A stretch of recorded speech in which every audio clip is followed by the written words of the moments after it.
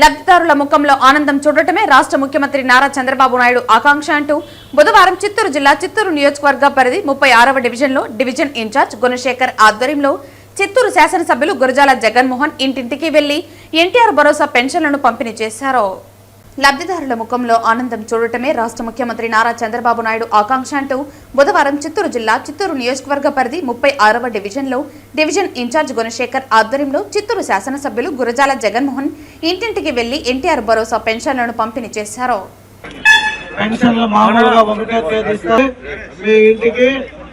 Pension పంపిణీ చేసే కార్యక్రమాన్ని గత 18 నెలల్లో ఏ రోజైనా ఒక రోజు ముందు ఉండాలి తప్ప ఒక్క రోజు కూడా ఆలస్యం కాకూడదని మన ప్రియతమ నాయకుడు ముఖ్యమంత్రి శ్రీ నారా చంద్రబాబు నాయుడు గారు ఆదేశాలతో ఈరోజు 31 రేపు 1వ తేదీ ప్రతి కుటుంబం ఆనందంగా ఉండాలి. మనం ఇచ్చే ఆ పెన్షన్ వారి కుటుంబంలో ఏదో ఒక పనికి ఉపయోగపడాలి, దానిపైన ఆధారపడిన అవాతాతలు ఉంటారని చెప్పి ఆయన విదేశాల పర్యటనలో ఉన్నా కూడా ప్రభుత్వాన్ని, అధికారులని, నాయకుల్ని ఆదేశించి ఈ పెన్షన్ ఇచ్చే కార్యక్రమాన్ని ముందు రోజే చేపట్టమని తెలియజేయడం జరిగింది.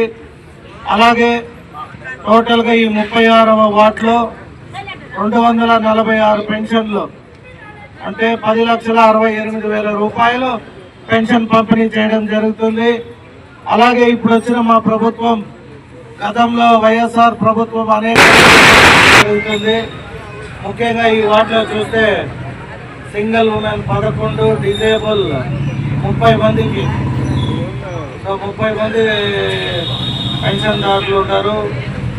విడో పెన్షన్ 86 మందికి, అలాగే 116 మందికి ఓఏపీ కింద మేజర్గా పెన్షన్లు ఇవ్వడం జరుగుతుంది. సో ఇంకా కూడా ఇప్పుడే ఒక ఆవిడ వచ్చి అడిగింది, నాకు పెన్షన్ గతంలో తెలుగుదేశం హయాంలో వచ్చేది ఇప్పుడు తీసేశారు అని.